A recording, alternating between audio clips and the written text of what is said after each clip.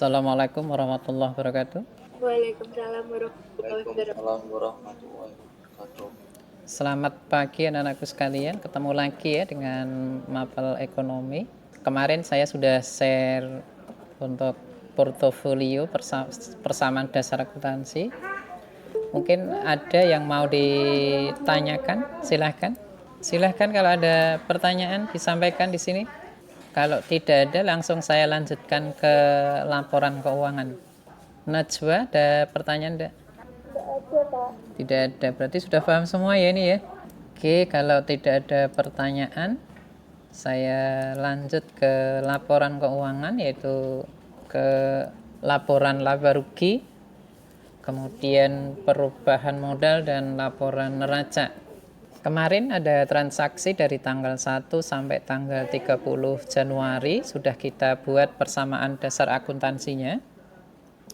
Yang hasil saldo akhirnya pada sisi aktiva di sini 29.300 dan sisi pasiva juga 29.300. Nah, sekarang bagaimana cara untuk menyusun laporan laba rugi perusahaan pada periode 31 Januari 2021?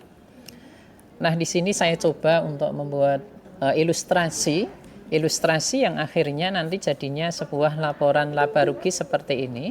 Laporan laba rugi seperti ini formatnya adalah bersifat baku. Jadi di dalam penyusunan laporan laba rugi, pada baris pertama itu harus ada nama perusahaannya, baris kedua ada nama laporannya seperti kemarin ya, yang ketiga ada periode akuntansinya. Kemudian dalam penyusunan laporan laba rugi ini sifatnya baku. Nah, di dalam laporan laba rugi, unsur yang pertama adalah unsur pendapatan. Pertama adalah pendapatan utama atau pendapatan pokok atau yang kemarin sudah saya sebutkan adanya income. Kemudian setelah Anda menemukan jumlah income atau pendapatan utama perusahaan, maka kalau perusahaan itu mendapatkan pendapatan di luar kegiatan utama, maka Anda bisa menambahkan di bawahnya pendapatan utama. Nanti ada pendapatan lain-lain Anda jumlahkan, tapi karena contoh di sini tidak ada pendapatan lain-lain, langsung di sini saya tuliskan pendapatan. Yang unsur di bawahnya yaitu ada beberapa beban. Kemarin sudah saya bahas juga ya, bahwa beban itu ada dua jenis, ada beban administrasi dan umum dan ada beban operasional. Di sini sementara saya jadikan satu karena masih sederhana, hanya 3 transaksi. Ada beban gaji, kemudian ada beban sewa dan ada beban listrik. Kita jumlahkan sehingga kita kurangkan dari 5 juta dikurangi 1.700.000 sehingga memperoleh laba bersih sebesar 3.200.000. Nah, mari kita perhatikan untuk ilustrasinya. Ingat bahwa laporan laba rugi itu komponennya diambil dari pasiva dari sisi modal. Jadi cukup sederhana sebenarnya dalam pembuatan laba rugi. Yang pertama adalah angka 5 juta atau pendapatan. Pendapatan ini dari mana asalnya 5 juta? Asalnya yaitu transaksi tanggal 8 Januari 2021. Di sana ada pendapatan usaha atau pendapatan salon ya sebesar 2 juta. Dan ada transaksi tanggal 17 Januari 2021. Di sana dari kegiatan usaha salon yang sudah selesai dikerjakan sebesar 3 juta rupiah. Sehingga kalau ditambahkan antara 2 juta dengan 3 juta akan ketemu angka 5 juta rupiah. Ini asal usul dari angka 5 juta yang saya masukkan di dalam pendapatan jasa. Kemudian untuk beban gaji, beban sewa dan beban listrik diperoleh dari beban transaksi. Di sana kemarin ada perusahaan itu membayar biaya gaji sebesar 800.000, kemudian membayar biaya sewa itu 600.000 dan membayar biaya listrik air 300.000. Sehingga kalau kita jumlahkan totalnya ini senilai 1.700.000. Dari pendapatan perusahaan dikurangi beban di sini akan memperoleh laba bersih. Di sini asumsinya adalah laba bersih sebelum pajak. Inilah cerita atau asal usul dari laporan laba rugi perusahaan atau salon cantik Permai Kendal. Sampai di sini ada pertanyaan? Untuk menyusun laporan laba rugi ini, unsur-unsurnya Anda harus hafal ya. Sehingga cara menyusunnya dari pendapatan utama ditambah pendapatan lain-lain, dikurangi beban itu ada beban administrasi umum dan beban operasional. Nanti akan ketemu laba bersih sebelum pajak. Vincent, ada pertanyaan? Kalau tidak ada pertanyaan, saya lanjutkan ke laporan perubahan modal. Laporan perubahan modal ini unsur judulnya sama, ada unsur nama perusahaan, ada nama laporan, dan ada periode akuntansi. Penyusunan laporan perubahan modal ada unsur nama perusahaan, ada unsur nama laporan, ada unsur periode akuntansinya.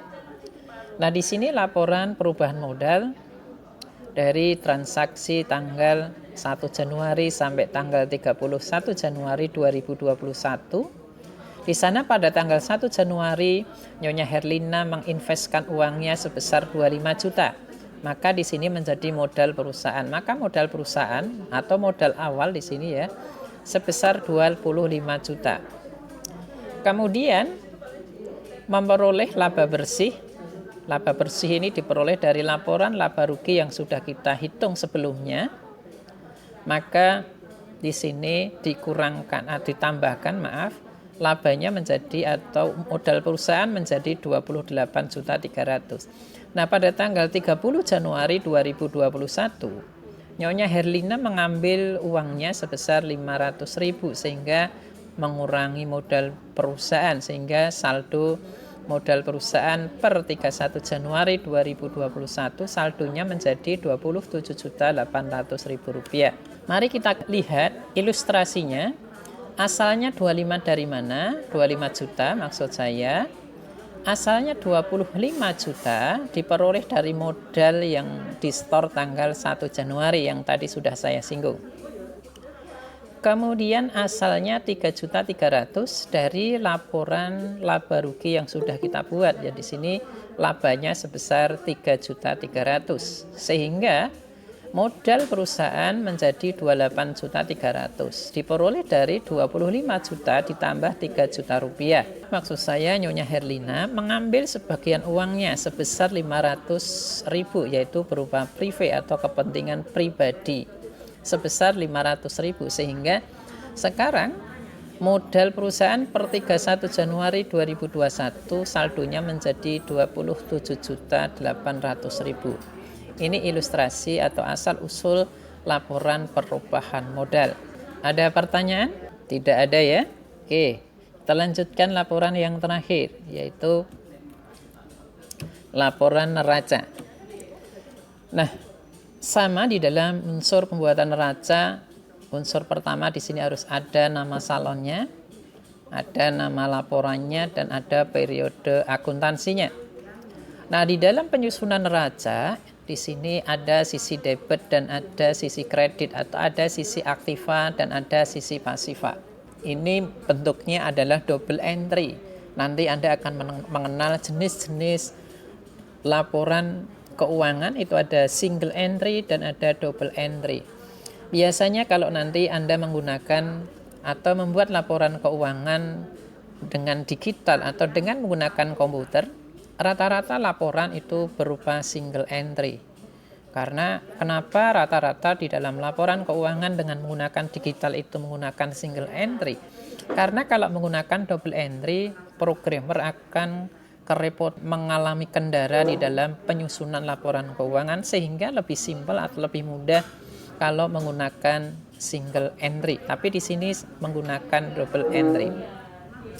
Nah, saya ulangi lagi, dalam penyusunan neraca ada sisi sebelah kiri itu merupakan sisi aktiva, sebelah kanan merupakan sisi pasiva. Nah, unsur di dalam penyusunan aktiva di sini kemarin sudah saya singgung bahwa aktiva itu ada dua, yaitu aktiva lancar dan aktiva tetap ya di sini. yang termasuk di dalam unsur aktiva lancar dari transaksi tanggal 1 Januari sampai tanggal 31 Januari 2021 adalah ada kas, kemudian perlengkapan, sehingga total aktiva lancarnya ada 24.300.000. Kemudian di aktiva tetapnya yaitu ada peralatan, karena ini perusahaannya bergerak di bidang salon, maka peralatan salon merupakan aktiva tetap yaitu senilai 5 juta rupiah. Sehingga kalau kita jumlahkan menjadi 29.300.000. Pada sisi pasifa yaitu ada unsur modal, ada unsur modal ini ya, dan ada unsur utang. Yang pertama unsur utang. Kemarin sudah saya singgung bahwa utang perusahaan itu ada dua jenis, ada utang jangka pendek dan ada utang jangka panjang. Dalam transaksi ini yang terjadi hanyalah utang jangka pendek yaitu utang usaha. Nah, nilainya sebesar 1.500.000 dan modal usaha sebesar 27.800.000. Nah, angka-angka ini diperoleh dari mana? Mari kita lihat ilustrasinya. Nah, kas adalah diambilkan dari saldo akhir per 31 Januari 2021. Di sini pada kolom kas, saldo akhirnya 21.800.000. Kemudian perlengkapan Anda ambilkan dari saldo perlengkapan di sini. Saldo akhir per 30 Januari 2021 saldonya adalah 2.500.000. Kemudian saldo peralatan di sini senilai 5 juta. Sehingga totalnya kalau kita tambahkan ketiga komponen ini adalah 29.300.000. Kemudian asalnya angka utang usaha sebesar 1.500.000 diperoleh dari saldo akhir utang atau liability, dan saldo modal Anda ambil dari kolom modal atau ekuitas pada akhir saldo per 30 Januari 2021 yaitu senilai 27.800.000 rupiah. Sehingga kalau kita jumlahkan di sini antara utang usaha dan modal usaha sebesar 29.300.000. Ingat bahwa dalam penyusunan neraca antara sisi aktiva dengan sisi pasifa harus imbang. Yaitu ada sisi aktiva ini 29.300 dan sisi pasifa 29.300. Sampai di sini dalam penyusunan laporan keuangan baik itu laba rugi, perubahan modal maupun neraca sudah selesai. Sehingga materi kita bab 2 sudah selesai. Silahkan kalau ada hal yang mau ditanyakan atau ada hal-hal yang mau didiskusikan bersama. Disampaikan saja langsung di sini. Silahkan kalau ada pertanyaan. Silahkan Mas. Untuk latihan soal yang kemarin kan ada kendaraan. Iya. Nah, itu termasuk yang perlengkapan atau yang peralatan ya Pak? Kita lihat dulu soalnya kemarin tanggal berapa Mas, masih ingat? Iya Pak. Anda lihat judul perusahaannya, perhatikan dengan cermat transaksi yang terjadi pada perusahaan jasa keuangan. Ingat, ini adalah perusahaan yang bergerak di bidang jasa keuangan yang diberi nama Firma Andi dan Rekan selama bulan Januari 2014.